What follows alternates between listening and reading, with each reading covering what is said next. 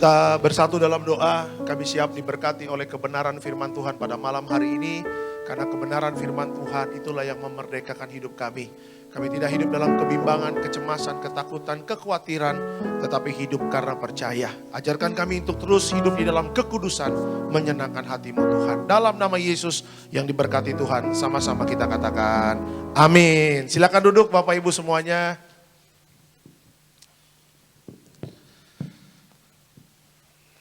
Haleluya, puji Tuhan. Ada Shalom Tiberias. Apa kabar Bapak Ibu semuanya? Luar biasa, senang kembali bisa bertemu dengan Bapak Ibu di tempat ini.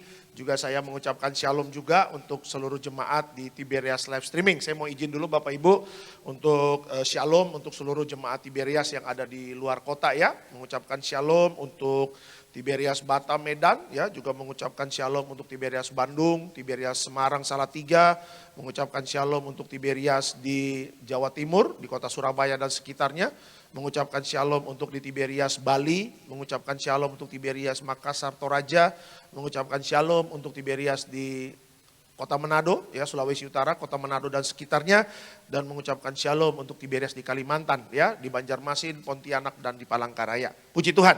Oke. Hari ini kita akan sharing firman Bapak Ibu dari Yohanes 14 ayat yang kedua. Bisa dikeluarkan dulu judul khotbah saya pada malam hari ini.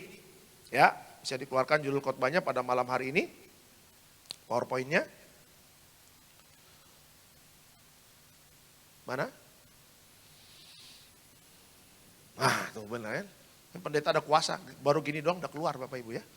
Luar biasa. Ini dia judul khotbah saya pada malam hari ini. Di rumah Bapakku banyak tempat tinggal. Ya, saya ulangi, di rumah Bapakku banyak tempat tinggal. Ya, kita buka dari Yohanes 14 ayatnya yang kedua. Ya, Yohanes 14 ayatnya yang kedua. Silakan Pak. Demikian firman Tuhan. Di rumah Bapakku banyak tempat tinggal. Jika tidak demikian tentu aku mengatakannya kepadamu. Sebab aku pergi ke situ untuk menyediakan tempat bagimu. Oke, kita masuk dalam langsung keterangannya. Ya, Yesus telah menyediakan tempat bagi siapapun yang percaya kepadanya, yang memegang teguh dan melakukan semua firman Tuhan. Ya, tidak ada kuota maksimum, tidak ada pembatasan jumlah. Siapapun diundang untuk masuk ke dalam rumah Bapa. Oke, ketika saya mau mempersiapkan khotbah ini, Bapak Ibu, Tuhan kayak kasih taruh kalimat ini dalam hati saya. Itu hari Senin kemarin. Ya, di rumah Bapakku banyak tempat tinggal. Saya sebenarnya bikin khotbah yang lain Bapak Ibu. Tetapi semakin saya doain, semakin saya renungin, ya, perkataan itu semakin kuat Bapak Ibu. Ya.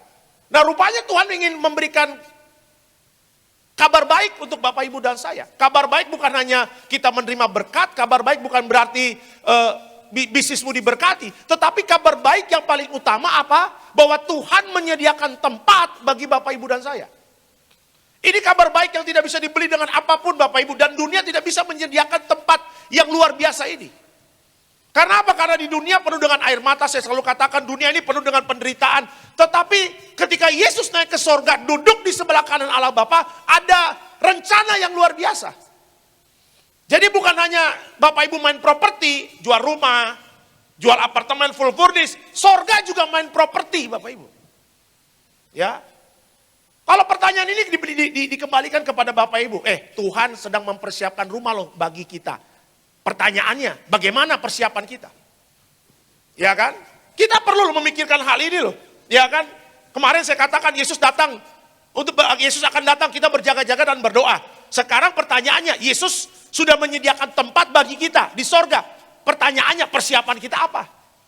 Jangan sampai terlena Bapak Ibu. Saya katakan dari mimbar ini, jangan sampai terlena. Karena apa? Karena rencana Tuhan ini dahsyat. Dan Tuhan mau Bapak Ibu dan saya tidak ada yang binasa. Semuanya jadi warga sorga.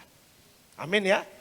Ya, kan gereja Tiberias kan benar-benar sungguh-sungguh mempersiapkan Bapak Ibu. Ya, mempersiapkan jemaat yang kudus, misionaris dan siap ke sorga. Sorga adalah tempat di mana Tuhan menyediakan rumah bagi Bapak Ibu dan saya.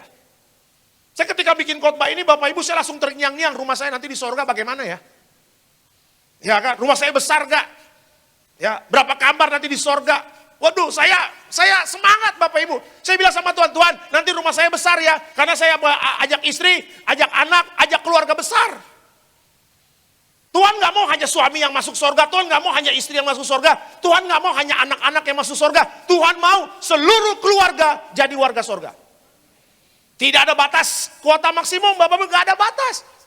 Kalau sekarang Bapak Ibu main properti jual rumah, mohon maaf, jual rumahnya cuma 10. Ya, mohon maaf Pak, sudah habis Pak dengan harga yang segini. Mungkin yang 1M, mungkin yang 2M, mohon maaf Pak, sudah habis. Tapi di sorga rumahnya gak bakal habis Bapak Ibu. Semuanya tersedia bagi Bapak Ibu dan saya. Kok gak ada yang semangat ya? Tuhan mau menyediakan rumah kayaknya diam semuanya. Ya, aduh Pak udah malam teriak-teriak Pak. Justru udah malam saya teriak-teriak karena penghabisan Bapak Ibu. Biar nanti sampai rumah saya makan banyak, saya tidur nyenyak, tiada beban. Ya kan? Aduh, apa ini? Ya. Ya. Gembala sidang selalu mengingatkan kepada Bapak Ibu dan saya. Rumah kita bukan di bumi, rumah kita di sorga. Seluruh jemaat Tiberias sudah tahu itu.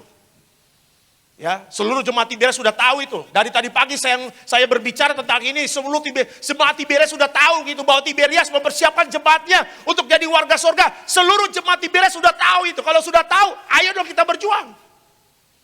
Jangan terlena dengan kehidupan dunia. Ini kehidupan dunia semakin sukar dan semakin sulit Bapak Ibu. Tadi pagi saya baca di media sosial, Bapak Sandiaga Uno mengatakan Indonesia siap-siap masuk resesi ekonomi. Waduh.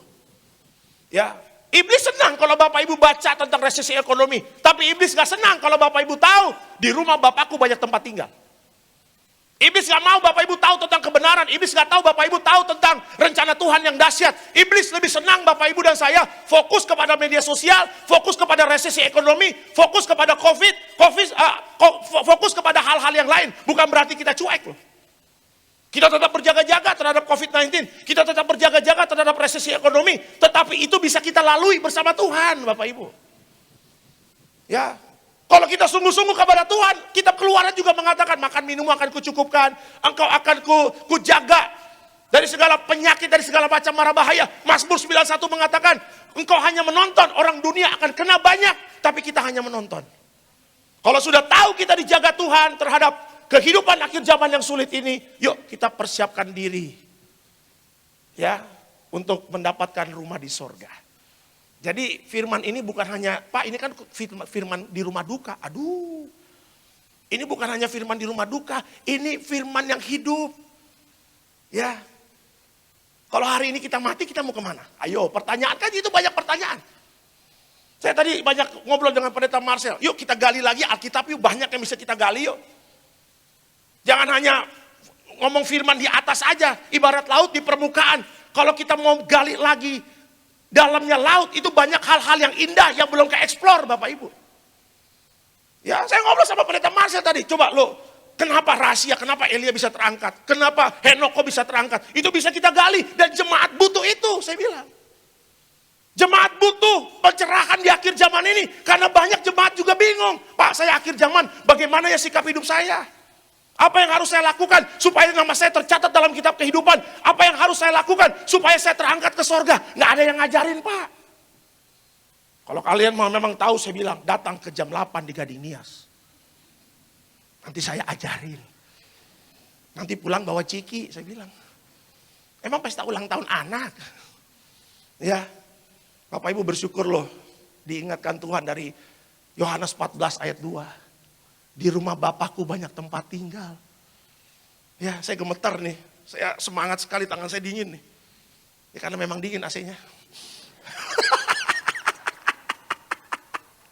Sok-sok rohani ya, wah ada apa ini, ada apa? Enggak, memang AC-nya dingin. Ya, cuma saya antusias. Kalau pendetanya antusias, masa jemaatnya, ya Pak, apa? Ya, perspektif kekekalan, bagaimana kerinduan kita bersama Tuhan selamanya di sorga. Sudah seharusnya kita rintis mulai dari sekarang. Gak bisa SKS sistem kebut semalam. Kalau ujian zaman dulu kuliah, kita bisa SKS sistem kebut semalam. Zaman dulu saya kuliah, saya juga zaman-zamannya SKS. Sistem kebut semalam. Besok ujian akhir semester, saya datang ke tempat fotokopi. Ada data tentang audit gak? Tukang fotokopi banyak tuh, ada, tapi bayar mahal. Boleh dong, tolong dibantu dong, Bas. Tolong dibantu dong, Bos. Kita dapat data-datanya. Ujian tentang audit internal. Kita belajar sistem kebut semalam. Kita minum kopi, kita minum cari profit. Supaya pintar, tetap bodoh-bodoh juga Bapak Ibu. Juga ngulang lagi semester pendek, oh Tuhan. Kutuk apa lagi yang terjadi Tuhan? Kalau berbicara kedatangan Yesus, harus mulai dirintis dari sekarang. Sama-sama katakan sama saya, dirintis. Dirintis, berbenah. Saya senang dengan kata berbenah. Ya, dari minggu kemarin saya juga menggunakan kata ini, berbenah. Ya, di rumah Bapakku banyak tempat tinggal. Kalau kita beli rumah di bumi ini, di Indonesia lah, di Jakarta, ada syarat-syaratnya. Untuk tempat tinggal di rumah Bapak juga ada syarat-syaratnya. Belajarlah dari Alkitab, engkau tidak akan tersesat. Bahkan engkau menemukan jalan sehingga kita bisa punya rumah di sorga. Beri kemuliaan untuk Tuhan Yesus. Yuk kita langsung masuk, yuk kita gali lebih dalam lagi. Yuk pertanyaannya keluar yuk. Nah, belajar dari Alkitab. Sebagai orang percaya, bagaimana kita bisa tinggal di rumah Bapa yang kekal? Saya ulangi, belajar dari Alkitab. Sebagai orang percaya, bagaimana kita bisa tinggal di rumah Bapa yang kekal? Karena ini pertanyaan Bapak Ibu, saya bagikan. Beberapa jemaat tanya sama saya, Pak bagaimana Pak supaya kami bisa tinggal di rumah Bapa yang kekal? Saya bagikan kepada Bapak Ibu hari ini. Kuncinya yang pertama, yuk. Bagaimana supaya kita bisa tinggal di rumah Bapa yang kekal? Yang pertama, kita harus memiliki roh doa seperti Daniel. Ya, bro, udah sesi terakhir bro, santai aja bro. Ya, kita harus memiliki roh doa seperti Daniel. Kita buka Daniel 6 ayat 11. Yuk. Kita buka Daniel 6 ayat 11, Matius 10 ayat 33. Yuk silakan Pak. Demikian firman Tuhan. Demi didengar Daniel bahwa surat perintah itu telah dibuat, pergilah ia ke rumahnya. Dalam kamar atasnya ada tingkap-tingkap yang terbuka ke arah Yerusalem. 3 kali sehari ia berlutut, berdoa serta memuji Allahnya seperti yang biasa dilakukannya. Matius 10 ayat 33. Tetapi barang siapa menyangkal aku di depan manusia, aku juga akan menyangkalnya di depan Bapakku yang di sorga. Yuk, langsung masuk keterangannya. Daniel walaupun dia tidak boleh berdoa, tapi dia tetap berdoa. Daniel tidak menyangkal iman. Daniel tidak murtad, Daniel berdoa. Itulah yang menuntun Daniel kepada kemuliaan. Ya, kenapa saya pakai Daniel? Saya pakai 3 orang di perjanjian lama. Ada Daniel, nanti ada Ayub dan ada Yusuf. Ini 3 orang ini jadi warga sorga, nanti akan jadi tetangga kita di sorga. Ya, Daniel di zaman pemerintahannya Bapak Ibu, ya kan? Pemerintahannya melarang untuk berdoa, tetapi Daniel tetap berdoa. Ya, pemerintahannya di zaman Daniel Bapak Ibu, mereka tidak percaya Allah Abraham, Ishak, Yakub, tetapi Daniel percaya kepada Allah Abraham, Ishak, Yakub, Allah yang hidup. Pemerintahan di situ melarang Daniel untuk berdoa, tetapi tadi saya katakan, walaupun Daniel dilarang berdoa, Daniel tetap berdoa. Dia tidak menyangkal iman, dia tidak murtad. Ya kan? Dia tetap berdoa, disitulah letak kemuliaannya. Ya, Bapak Ibu, kalau kita benar-benar bisa berdoa seperti Daniel, ya, kita akan melihat bahwa kemuliaan Tuhan itu hadir. Dan saya percaya nanti kita akan ketemu Daniel, kita akan tanya-tanya banyak di sorga. Daniel, kenapa kok bisa begini? Daniel, kenapa kok bisa begini? Daniel, harum namanya di hadapan Tuhan. Ya, kenapa Daniel berdoa? Karena memang Daniel masuk menghadapi pergumulan yang luar biasa. Makanya saya katakan dalam PPT saya coba dikeluarkan tentang berdoa. Coba dikeluarkan. Ya.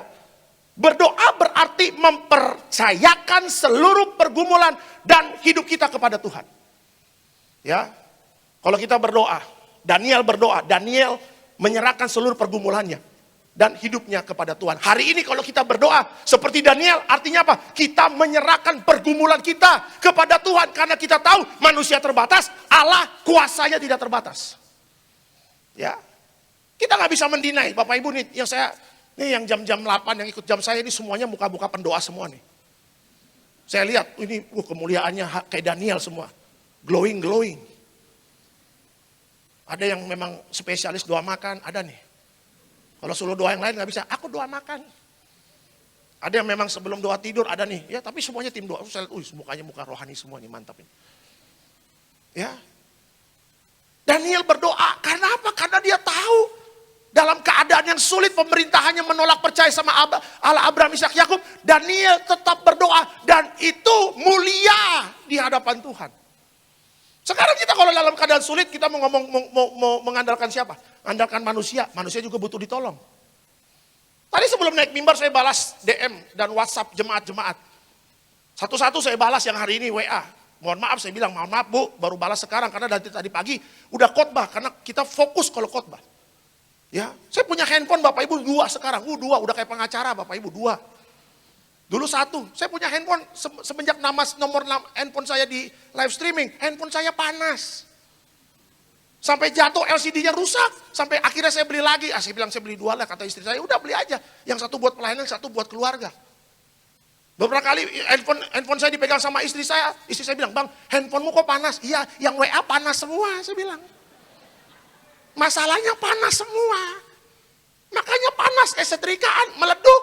Handphonenya tuh lalit. Udah gak bisa balas WA jemaat. Saya mau jawab, saya mau tulis, Tuhan Yesus memberkati, salah pencet. Tuhan memberkati, Tuhan. Aduh Tuhan, saya ganti-ganti lagi udah gak bisa. Udah error dia punya keypad. Kan gak mungkin Tuhan memberkati. Loh, kok pendeta main-main nama Tuhan? Bukan saya, keypadnya hancur, saya bilang. Udah gitu jempol gede lagi ya kan. Akhirnya ganti handphone, beli satu yang ya kata istri saya agak mahal juga Bang, gak apa-apa biar awet. Ya udah saya ikutin nasihat istri lah, karena istri kan yang lebih ngerti kita. Kita beli dan segala macam. Kita sekarang enak balasnya cepat, tak. Semuanya mengatakan Pak Pendeta tolong doain, Pak Pendeta tolong doain. Terus saya balikin, yang doain saya siapa? Semuanya minta doain, saya balikin, yang doain saya siapa? Artinya kan kita ngerti bahwa cara kita menghadapi masalah, nggak ada cara lain, kita berdoa Bapak Ibu. Ya jemaat minta WA saya kan tujuannya apa? Pak tolong doain, suami sakit Pak, suami kena PHK, suami kena COVID, tolong doain ya Pak, cepat Pak supaya Tuhan jawab. Dia paksa lagi cepat Pak. Emang Tuhan bisa disogok, Tuhan tolong dibantulah.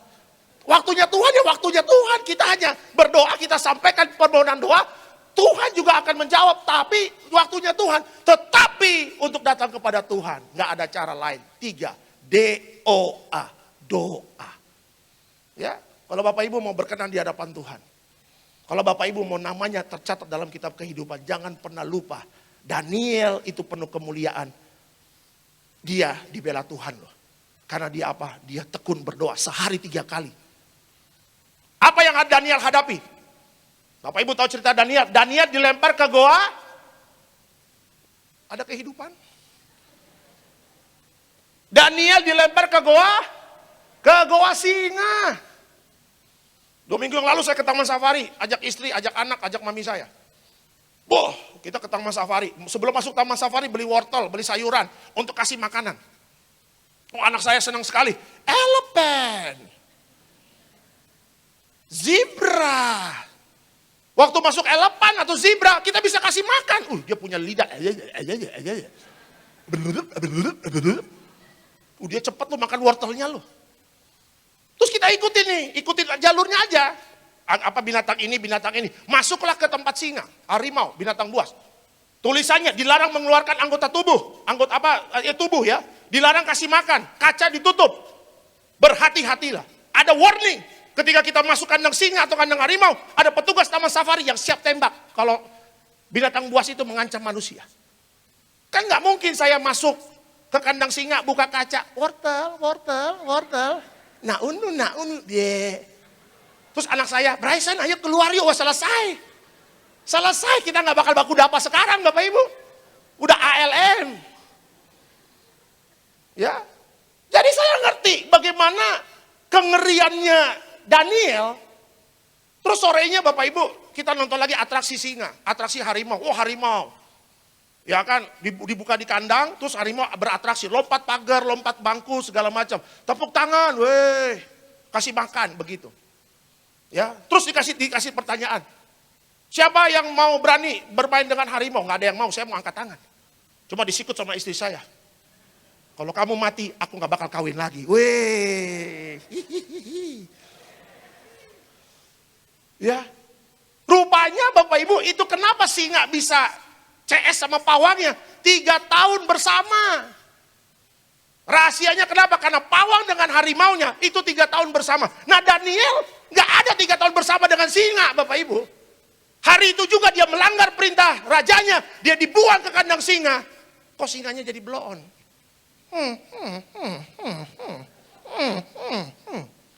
Singa sama Daniel lihat-lihatan. Daniel lihat singa, singa lihat Daniel. Daniel memang anak Tuhan, selalu hormat. Shalom. Ada sukacita, banyak uang, banyak berkat. Singa cuma diam aja, diam, tidak beranjak.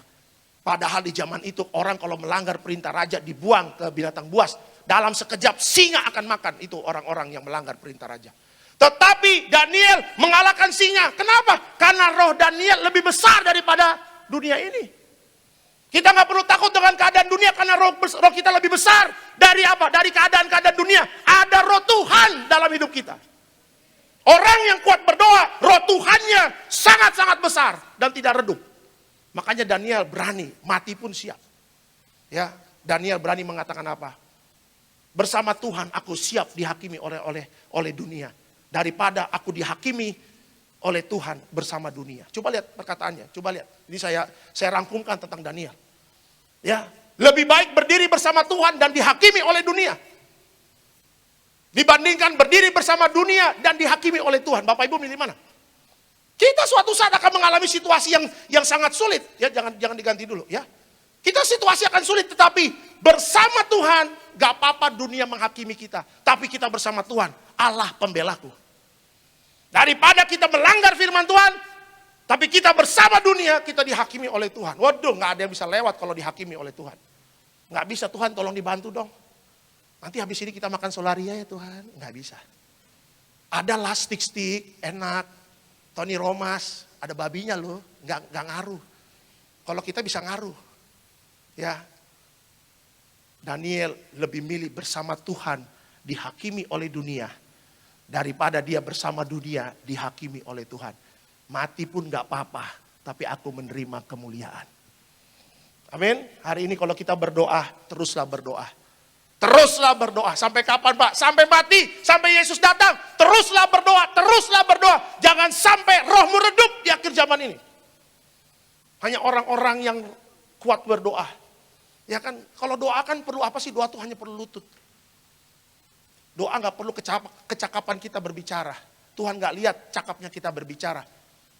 Tapi Tuhan mau lihat lutut-lutut yang turun di lantai. Dan berlutut kepada Tuhan. Itu yang Tuhan lihat. Kerendahan hati kita. Ada haleluya Tiberias. Amin ya. Wah jemaat Tiberias kalau ikut terus ini makin mantap loh imannya. Ya. Sama-sama katakan sama saya, di rumah Bapakku banyak tempat tinggal. Amin. Rahasianya yang pertama, bagaimana kita bisa tinggal di rumah Bapa di sorga. Kita memiliki roh doa seperti Daniel. Kasih tepuk tangan dulu buat Tuhan Yesus. Yang kedua, lanjut. Ya, bagaimana kita bisa tinggal di rumah Bapa yang kekal. Yang kedua, kita harus memiliki roh kesetiaan seperti Ayub. Kita harus memiliki roh kesetiaan seperti Ayub. Ya, kita buka Ayub 2 ayat 10 dan Ayub 23 ayatnya yang ke-10. Yuk silakan Pak. Demikian firman Tuhan. Tetapi jawab Ayub kepadanya, engkau berbicara seperti perempuan gila. Apakah kita mau menerima yang baik dari Allah tetapi tidak mau menerima yang buruk? Dalam kesemuanya itu Ayub tidak berbuat dosa dengan bibirnya. Ayub 23 ayat 10 silakan Pak. Karena ia tahu jalan hidupku, seandainya ia menguji aku akan timbul seperti emas. Oke, keterangannya. Pencobaan datang kepada Ayub bukan karena Ayub durhaka, namun justru karena Ayub setia. Kesetiaan Ayub kepada Tuhan mengundang iri hati iblis untuk menghancurkan iman Ayub di lewat pencobaan. Luar biasanya Ayub tetap setia dan tekun dalam mengalami proses Tuhan karena Ayub tahu Tuhan setia dalam segala hal. Ya, kalau kita baca perjanjian lama, Ayub itu di bawah Bapak Ibu. Siapa yang gak kenal Ayub? Tuhan mengatakan ini adalah orang yang paling saleh. Tetapi kesetiaan Ayub kepada Tuhan itu mengundang iri hati iblis. Makanya kalau kita tetap setia kepada Tuhan, iblis tuh iri hati loh sama Bapak Ibu. Karena apa? Iblis bilang, kok gak ada yang setia sama aku ya? Kenapa kok mereka kok setia sama Yesus lah? gue akan gangguin hidupnya, gue akan kasih pencobaan. Tetapi iblis kalau mau kasih pencobaan sama kita, dia harus izin dulu sama Tuhan. Tidak ada yang bisa megang kita, menjamah kita tanpa seizin Tuhan. Ya, kecuali istri saya. Ya maksudnya kalau dalam kejadian-kejadian, pencobaan situasi yang sulit, ya kan? Ya. Iblis datang kepada Tuhan. Shalom bosku. Sepada, shalom, anybody home? Tuhan, shalom. Siap Bliss, apa kabar Bliss? Tuhan, itu ada orang yang saleh, itu siapa namanya? Oh Ayub. Kenapa? Aku pengen uji dia dong, aku pengen cek kesetiaan dia sama kamu, boleh nggak? Ya boleh aja, tapi jangan sampai mati. Kamu boleh tes dia kesetiaan, saya percaya Ayub itu selalu setia sama saya. Kita buktikan, kata Tuhan. Wih, pembuktian terjadi. Wih, namanya pembuktian kan harus ada start. 1, 2, 3, go. Wih, dicobai Ayub. Ayub kaya, Ayub punya segalanya, tiba-tiba jatuh bangkrut, mengalami sakit penyakit, semuanya hilang. Bahkan teman-temannya yang dulu sering nongkrong di rumahnya, merasakan berkat Tuhan, semuanya pada kabur. Bahkan istrinya tadi di Ayub 2 ayat 10 mengatakan apa? Mana Tuhanmu yang kau setia itu, yang kau puja itu, yang kau sembah itu. Di dalam situasi yang sulit begini, Tuhanmu tidak menolong engkau, Ayub, kata istrinya. Tapi Ayub mengatakan apa? Kamu, istriku, si mulut knalpot, katanya begitu. Ya, itu nggak ada di Alkitab Bapak Ibu, ada di Alkitab saya. Khusus pendeta. Supaya lebih enak gitu khotbahnya, ada tertawa dikit. Istriku, kamu jangan kurang ajar ya. Emang kenapa? Kalau kamu bisa mendapatkan yang baik dari Tuhan, masa gak mau mendapatkan yang buruk? Mungkin Ayub kata-katanya kaku sekali. Mungkin kalau saya simpulkan, Ayub mengatakan, lo bisa dapat berkatnya mau, tapi di proses Tuhan gak mau. Itu intinya. Ya kan? Orang yang terdekat Ayub aja gak setia, padahal istrinya Bapak Ibu, istrinya sudah menikmati berkat, istrinya sudah menikmati hal yang luar biasa, tapi dia tidak setia dalam prosesnya Tuhan, tetapi Ayub setia. Ya, saya pelajari Bapak Ibu, Ayub 23:10, kalau Tuhan menguji kita, kita akan timbul seperti emas. Ya, artinya apa? Tuhan gak mau kita jadi orang Kristen kacangan, orang Kristen murahan, orang Kristen ece-ece. Kita harus menjadi orang Kristen yang mahal, yang memang kuat menghadapi proses demi proses. Pak, sampai kapan Pak? Sampai mati kita di proses Tuhan. Karena Tuhan itu levelnya selalu naik, selalu naik, selalu naik, dan selalu naik. Tidak ada batasannya. Ya, memang kita harus kuat-kuat ikut Tuhan Bapak Ibu. Tetapi penderitaan kita tidak sebanding apa yang pernah Yesus rasakan sampai di atas kayu salib. Tetap kuat, tetap setia, sabar aja kalau di proses Tuhan. Karena apa? Karena nanti ada mahkota yang Tuhan sediakan bagi Bapak Ibu dan saya. Nggak ada yang katakan amin. Amin. Ya, Ayub setia. Dan Ayub sekarang sudah di sorga, sudah membuktikan. Kemarin saya memberkati pasangan calon suami istri, ya, pasangan suami istri di center. Ya, menikah kemarin. Saya katakan setia ya. Setia itu harus ada pembuktian. Tiberias, bukan Tiberias. Alkitab mengatakan suami istri harus setia sampai mati. Saya baru menikah 2 tahun, kesetiaan saya dan istri akan terus diuji, akan terus diuji, akan terus diuji. Sampai kapan? Sampai nanti mati. Tapi saya belum mati Bapak Ibu. Ya, waktu saya tidur di Bogor, kemarin nginep, istri saya pukul pipi saya, bang, udah tidur bang? Belum. Istri saya nanya, bang, kamu sayang gak sama aku? Ya sayang lah, banget. Bang, kamu akan selalu setia sama aku, dong? Ya setialah, aku pendeta. Gak jaminan, aduh keras amat perkataannya, saya bilang. Kamu jangan begitu dong, ya kamu setia sampai mati. Tapi kan saya belum mati, artinya apa? Akan ada terus proses-proses itu. Ya kan? Kita akan terus dilihat dan pembuktian kesetiaan itu akan terus terjadi. Saya setia sama istri setia dengan saya. Bapak Ibu juga punya rumah tangga setia. Kita harus membuktikan kesetiaan itu. Bersama Tuhan kita bisa menjadi orang yang setia. Ya, kita beda sama orang dunia. Ya, kita beda dengan orang dunia yang tidak menghormati namanya pernikahan atau perkawinan. Kita orang Kristen setia sampai mati sama istri, sama anak, sama suami. Karena apa? Karena kita lebih dahulu setia sama Tuhan. Buahnya kita setia sama rumah tangga kita. Makanya ketika saya khotbah tentang rumah tangga. Udah banyak sekarang orang yang pingin, Pak, pingin pemulihan dalam rumah tangga. Wih, saya bersyukur. Saya bersyukur ada rumah tangga yang ketemu dengan saya, Pak, pingin konseling dong, Pak, tentang rumah tangga. Aduh, Pak, sering ribut, Pak. Bapak Alek ada waktu ada. Pak, mau ketemu di mana? Terserah, pilih aja restorannya, saya bilang.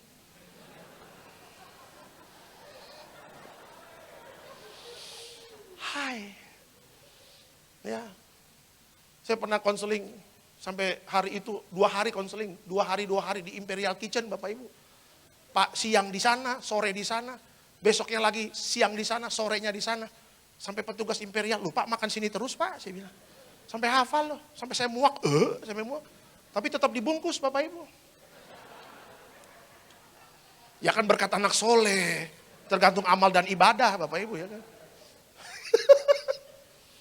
Iya kan? Dan mereka akhirnya mau tuh, Pak, kami ingin dipulihkan, Pak, ingin kesetiaan ini terus bersama, Pak, sebagaimana kami setia kepada Tuhan. Nah gitu dong. Ya kan, Tuhan nggak minta macam-macam, Tuhan nggak minta mobilmu, hartamu, nggak berlaku itu di surga. Tuhan hanya minta setia, belajar dari Ayub. Karena orang yang setia sampai mati, dia juga akan menerima rumah di surga. Amin ya. Yuk, mumpung masih ada waktu. Kalau memang masih bisa memaafkan, yuk balik lagi yuk. Ya. Ada Pak, saya pernah ceritakan pasangan suami istri di retret Pasutri. Saya tanya, udah pernikahan berapa tahun, Pak? 30 tahun. Udah lama sekali ya, Pak. Alek menikah udah berapa tahun? Baru 2 tahun. Aduh, masih kencur ya. Ya iyalah, Pak, 30 tahun. Saya masih kecil, Bapak udah nikah. Ya, istrinya lagi ngomong sama rekan-rekan Pak Sutri kan. Iya. Saya bisik-bisik sama bapaknya, "Pak, istri pernah bikin sakit hati ya?" Pernah. Dia punya mulut, ngeri. Ngeri, Pak Alek, ngeri. Tapi untung saya di dalam Tuhan loh. Saya bisa mengampuni dia, bahkan saya bisa melihat ada urapan. Urapan di mana, Pak? Di mulutnya, dia bilang. Untung istrinya nggak dengar loh. Lagi ngobrol-ngobrol sama ibu-ibu yang retret, ayah, gitu-gitu kan. Bisik-bisik ngomongnya, Pak, itu lagi manis aja, Pak. Untung saya sabar, Pak, ada Roh Kudus, Pak, kalau nggak mau udah kelar, Pak, katanya begitu.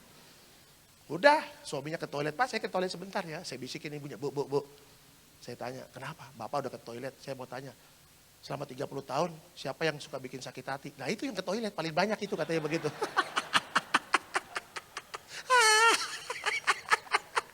Saya mau ngakak gak enak, jemaat. Akhirnya saya sampai kamar, saya ketawa. Wah, kok bisa setia, Bu? Ya, Pak Alek. Kalau kita hanya mandang manusia mah, suami saya banyak kekurangan, Pak. Tapi saya pandang Yesus, Pak. Namanya menikah kan, Bapak Ibu, laki ketemu perempuan, perempuan ketemu laki. Kan pasti ada plus minusnya kita, ada kelebihan kita, ada kekurangannya. Bagaimana kita bisa setia menjaga rumah tangga kita? Ya kita pandang Tuhan lah. Kalau kita nggak pandang Tuhan, kalau nggak ada Roh Kudus dalam hidup kita, wah kelar semuanya. Baru 2 hari perang piring, sang. Kamu kurang aja tidur 3 rumah kedengaran, ngorokmu parah. Tapi kalau ada Roh Kudus, walaupun ngorok, aku tetap mengasihimu. Tapi kalau bisa jangan ngorok lagi ya. Aku pencet hidungmu. Ya, kesetiaan itu mahal. Kesetiaan tidak bisa ditemukan di sekolah kepribadian. Kesetiaan gak bisa dibeli dengan duit. Kesetiaan itu bisa terjadi kalau Bapak, Ibu, dan saya hidupnya bergaul dengan Tuhan. Amin. Doa saya, rumah tanggamu setia. Dan yang paling utama, kita setia kepada Tuhan Yesus. Beri kemuliaan untuk Tuhan Yesus. Ya, itu yang kedua. Yang ketiga terakhir, bagaimana kita bisa hidup di rumah Bapa yang kekal. Bisa tinggal di rumah Bapa yang kekal. Yang ketiga, ini yang seru nih. Kita harus memiliki roh kesucian seperti Yusuf. Ini terakhir ya. Kita harus memiliki roh kesucian seperti Yusuf. Coba kita buka Kejadian 39, 7-9. Yuk, ayat terakhir ya. Kejadian 39, 7-9. Silakan, Pak. Demikian firman Tuhan. Selang beberapa waktu istri tuannya memandang Yusuf dengan birahi lalu katanya, "Marilah tidur dengan aku." Tetapi Yusuf menolak dan berkata kepada istri tuannya itu, "Dengan bantuanku, tuanku itu tidak lagi mengatur apa yang ada di rumah ini. Dan ia telah menyerahkan segala miliknya pada kekuasaanku. Bahkan di rumah ini, ia tidak lebih besar kuasanya daripadaku. dan tiada yang tidak diserahkannya kepadaku selain daripada engkau, sebab engkau istrinya. Bagaimanakah mungkin aku melakukan kejahatan yang besar ini dan berbuat dosa terhadap Allah? Oke, keterangannya. Keteguhan moral inilah yang membuat Yusuf berhasil lulus dari ujian ketika istri Potifar merayunya. Yusuf berusaha untuk hidup kudus dan senantiasa menjaga kekudusannya di hadapan Tuhan. Oke. Hidup kudus dan berkenan di hadapan Allah menjadi kerinduan utama Yusuf dalam hidupnya. Saya kembalikan lagi satu pertanyaan. Apa kerinduan utama Bapak Ibu dalam hidup kita? Ya, saya tanya ada satu suami, Pak, kerinduan Bapak apa? Kerinduan utama apa? Saya ingin menyenangkan istri saya. Buktinya apa Pak? Rumah atas nama istri saya, mobil atas nama istri saya, rekening atas nama istri saya. Wih mantap, kerinduan utamanya.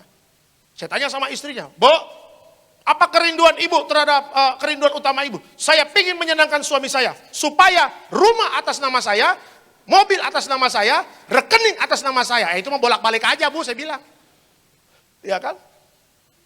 Anak bocah, SMP, celana lutut belum ditutup, pakai celana SMA abu-abu.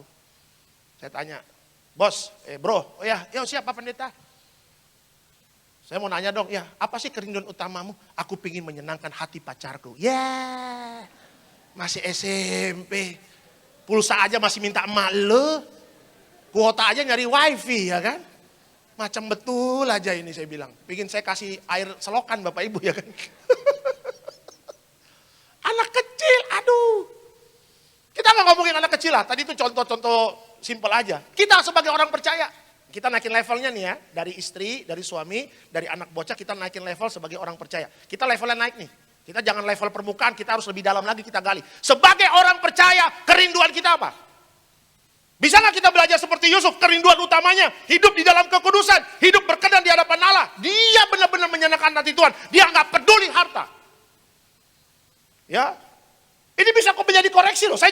Ini juga koreksi lain juga buat saya. Kan saya sering katakan, firman itu pedang bermata dua, satu buat jemaat, satu buat hamba Tuhan. Kadang-kadang kita punya kerinduan utama, agak serong-serong juga Bapak Ibu. Melalui firman, kita diluruskan lagi nih. Kita sepakat, kita diluruskan. Kerinduan utama yang harus kita jaga adalah hidup dalam kekudusan. Gak ada lagi. Karena kalau kita hidup dalam kekudusan, itu bisa mencakup semuanya. Semuanya sempurna akan kita dapat dari Tuhan. Ngomong iman ada di kekudusan, ngomong pengharapan ada di kekudusan, ngomong berkat ada di kekudusan. Semuanya ibarat makan minum 4 sehat 5 sempurna kalau kita hidup di dalam kekudusan. Ya.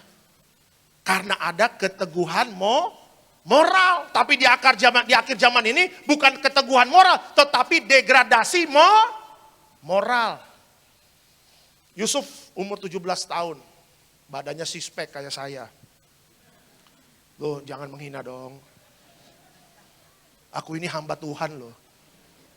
Hamba Allah. Ya, kalau dulu kita naik bis nih ke Bogor, ke kuliah kan suka ada yang kasih sumbangan tuh. Tulis nama kan NN no name. Ada yang tulis HA, hamba Allah. Wih, mantap. Saya juga jangan ngeledek hamba Allah loh. Yusuf sama saya itu 11-12. Yusuf Simanjuntak loh, jangan main-main. Yusuf Simanjuntak loh. Simanjuntak benar. Saya sudah pelajari di Alkitab. Yusuf ada darah orang Batak. Orang Siantar dia. Lapangan bola bawah. Benar. benar. Digoda sama Tanta, istri Potifar. Ya, istri Potifar namanya siapa? Potifar punya istri namanya siapa?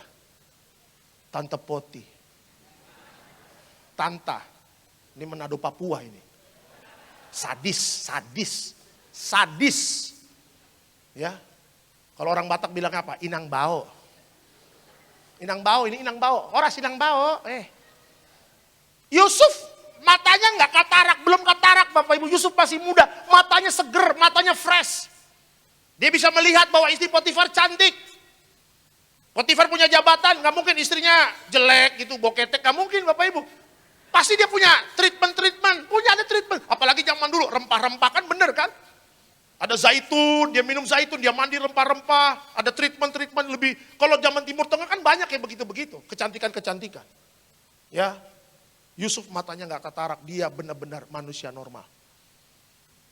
Wih, istrinya Potifar, wih mantap. Lagi zumba. Ya kan? Yusuf lagi ngepel. Hah? Kok ada bayangan ya, katanya begitu. Digoda sama istrinya Potifar. Cup.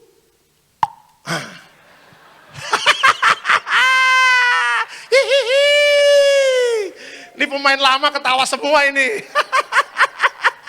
Baru saya kodein tau ketawa. Itu kode-kode tahun 80 itu. Tahun 90. Weh, Yusuf tahu nih, wah nih gila nih. Keteguhan moral terjadi dalam Yusuf, dalam hidupnya Yusuf. Digoda sama istri Potifar, sini cup, tidur sama aku. Yusuf gak mau Bapak Ibu. Dia katakan bagaimana mungkin aku mengecewakan Tuhanku yang sudah begitu baik dalam hidupku. Dengan kata lain, Yusuf ingin kasih tahu kepada istri Potifar, kerinduan utamaku menyenangkan hati Tuhan. Aku hidup dalam kekudusan, tubuhku bait Allah, aku tidak akan mencemarinya. Wah, istri Potifar kaget, gila anak muda ada aja ngomong kayak begini. Ya kan, Yusuf kabur, cabut. Makanya cerita tentang Yusuf gak banyak, tapi tidak pernah diketemukan kesalahannya Yusuf. Yusuf sempurna di hadapan Tuhan. Ada satu jemaat tanya sama saya, Pak Alek, kalau Pak Alek jadi Yusuf bagaimana? Pertanyaannya berat. Berat. Bagaimana Pak Alek? Saya akan lari juga. Saya lari lewat pintu depan, masuk lagi pintu belakang Bapak Ibu.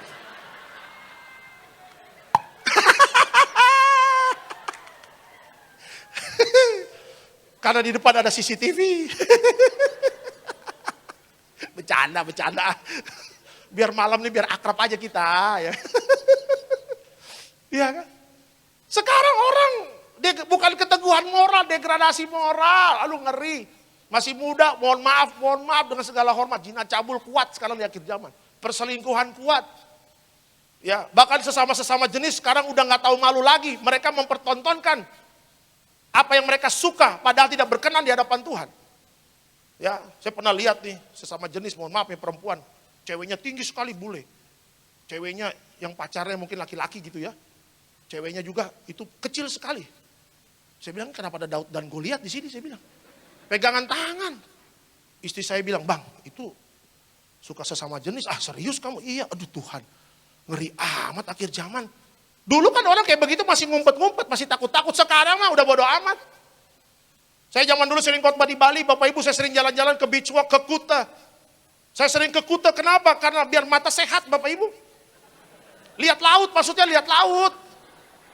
Lihat laut. Lihat laut, beneran lihat laut. Tapi kalau ke jalan memang harus lihat kiri kanan, tetap harus lihat kiri kanan. Takut masuk lubang ya kan. Dan harus pakai kacamata hitam. Oh iya kan sinar matahari silau. Tolong dibantulah. Tolong.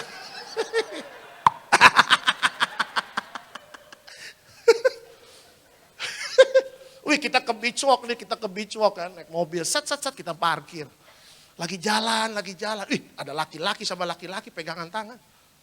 Ya saya bilang ini laki-laki tuh bener maksudnya pegangan tangan akrab atau memang teman atau kok tapi pegangannya lain. Ada laki-laki pegang pundak pinggang begini. Kayak begini jalan begitu. Astaga saya bilang. Jeruk makan jeruk. Kumis ketemu kumis.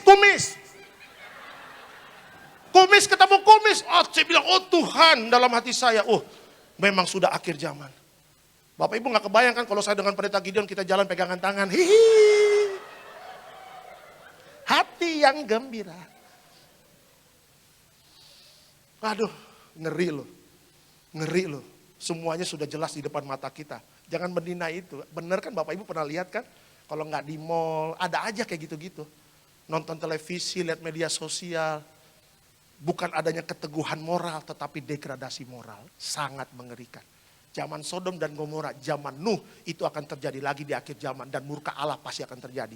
Bagi orang yang gak taat sama firman Tuhan. Kalau kita selamat, ini jam-jam, kalau jam yang saya ini semua baik-baik. Ini muka-muka keteguhan moral. Ini muka-muka kekudusan ini, saya tahu. Saya tahu, walaupun di gereja doang. Saya percaya setelah dengar khotbah ini pulang benar-benar bertobat, saya percaya. Saya percaya ketika pulang pada hari ini pegang komitmen, saya mau ada kerinduan utama. Saya menjunjung tinggi kekudusan. Waduh, Pak, Bu, sebagai hamba Tuhan saya bersyukur kalau Bapak Ibu punya komitmen seperti itu. Tidak ternilai dengan uang ucapan syukur saya.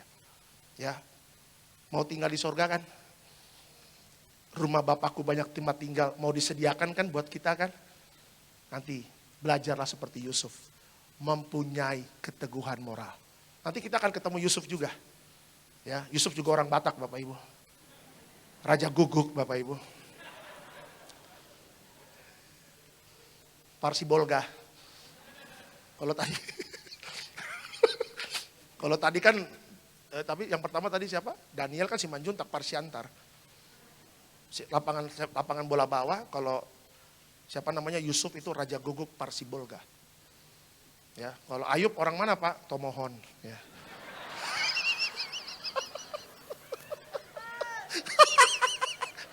Karena kalau di Tiberias itu banyak Batak, banyak Manado, kita harus fair Bapak Ibu. Ya, mohon maaf nih ya, yang Tionghoa nanti ya minggu depan ya. Minggu depan pasti ada bagiannya. Ling, itu dia, ling. Kita kasih contoh ling minggu depan, ya. Ya. Kerinduan utama anak Tuhan adalah hidup di dalam kekudusannya Tuhan. Beri kemuliaan untuk Tuhan Yesus. Yuk sebagai kesimpulan, udah terakhir udah malam ya, memang udah malam Pak. Yuk kesimpulan, nah ini dia. Di rumah Bapakku ada banyak tempat tinggal. Cukup bagi semua manusia yang bertobat, yang sungguh-sungguh menjaga kehidupannya sesuai firman Tuhan. Mari kita terus bertekun agar tempat yang Tuhan sediakan itu juga tersedia bagi kita semua. Amin. Sekali lagi beri kemuliaan untuk Tuhan Yesus. Kita berdoa. Terima kasih Bapak di sorga, kami mengucap syukur, kami telah dengar firman, dan sebentar juga kami akan menyatu dengan tubuh dan darah Yesus, tapi sebelumnya kami ingin memberikan yang terbaik. Kami percaya bahwa kami tidak akan pernah kekurangan. Kami menabur di rumah Tuhan, kami menabur di ladangnya Tuhan, karena kami sangat percaya Tuhanlah gembalaku, takkan pernah kekurangan aku. Kami siap memberikan yang terbaik. Dalam nama Yesus yang diberkati Tuhan, sama-sama kita katakan, amin. Kita kasih yang terbaik Bapak Ibu.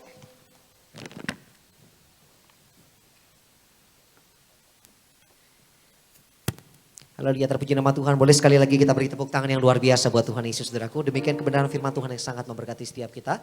Tiba saatnya di malam hari ini kita akan diberikan kesempatan untuk bisa beri yang terbaik melalui persembahan kita. Baik saudara juga yang ada di rumah, saudara juga bisa berikan persembahan saudara melalui via transfer, di mana di layar saudara tertera ada 3 nomor rekening di sana, saudaraku dikasih dalam Tuhan. Saudara mungkin bisa perhatikan, bisa ditampilkan.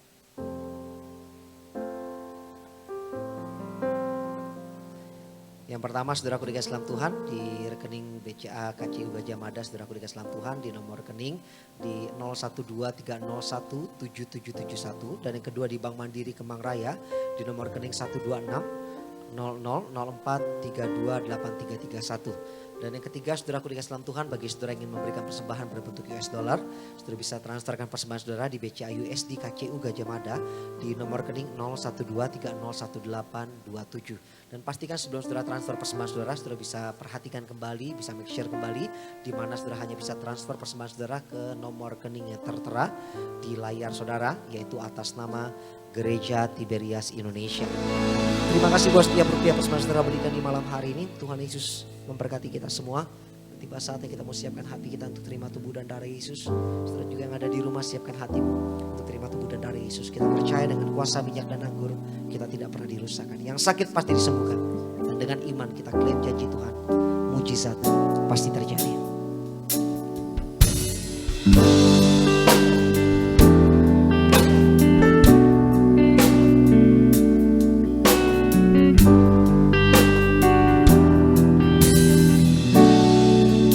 Sama-sama katakan, Yesus,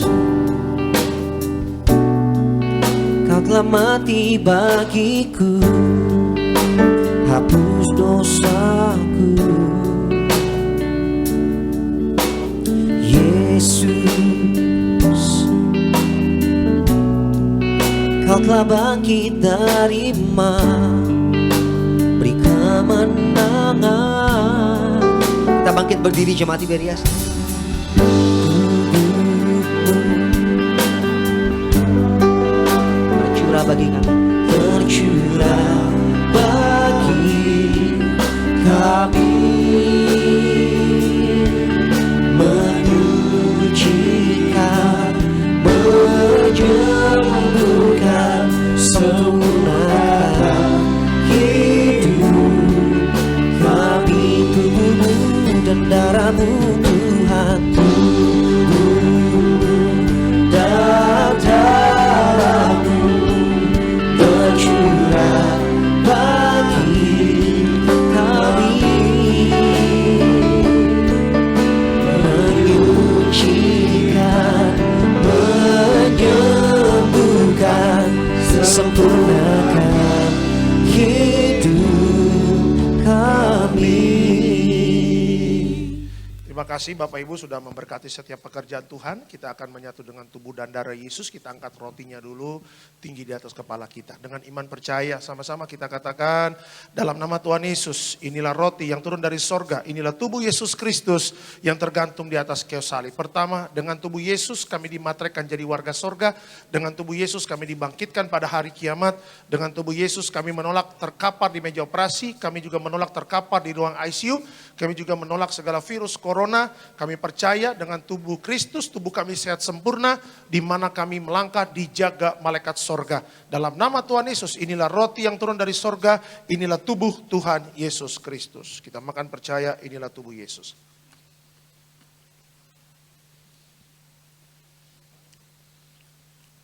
Setelah roti jadi tubuh Kristus, kita angkat anggur tinggi di atas kepala kita.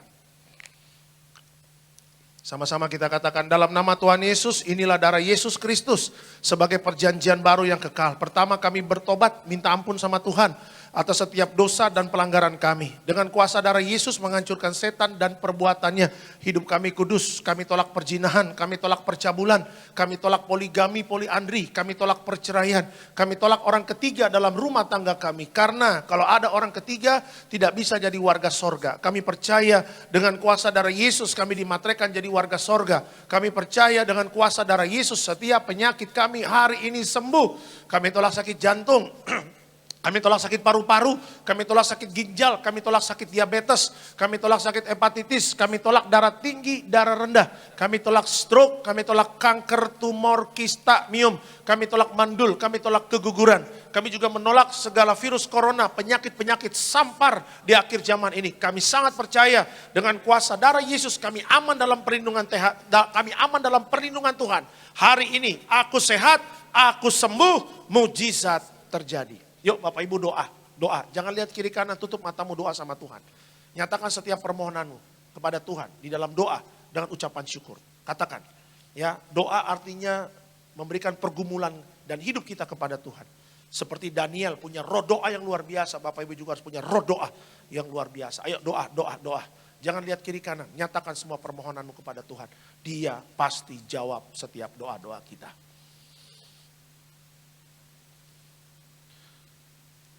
Sama-sama kita katakan, dalam nama Tuhan Yesus, perjamuan kudus kuasanya lebih dari roti mana.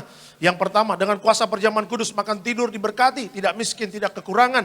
Yang kedua, dengan kuasa perjamuan kudus mulia jadi warga sorga. Dan yang ketiga, dengan kuasa perjamuan kudus punya roh majikan, roh miskin, roh bangkrut, roh gagal kami tolak. Agar pekerjaan kami, usaha kami, bisnis kami, toko dagangan kami, studi anak-anak kami, pelayanan kami diberkati Tuhan ratusan ribuan kali ganda. Dalam nama Tuhan Yesus, segala dosa, sakit, penyakit, kutuk sudah selesai. Diangkat di atas kayu salib, inilah darah Yesus, inilah darah Tuhan Yesus Kristus.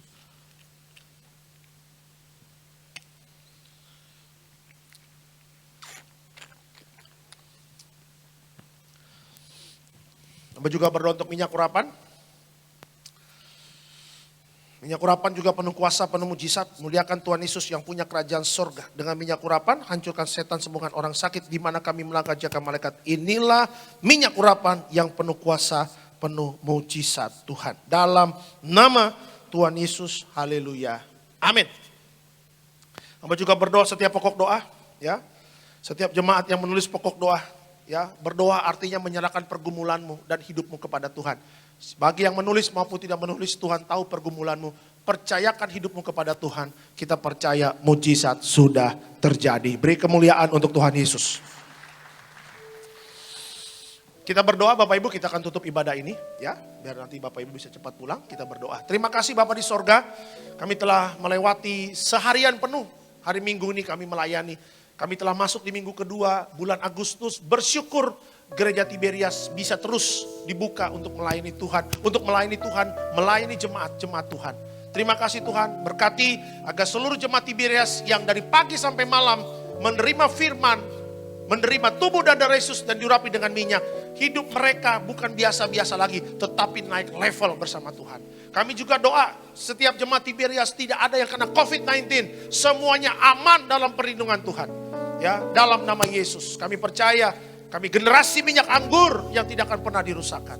Kami juga berdoa untuk seluruh hamba-hamba Tuhan tetap memberikan yang terbaik dalam melayani.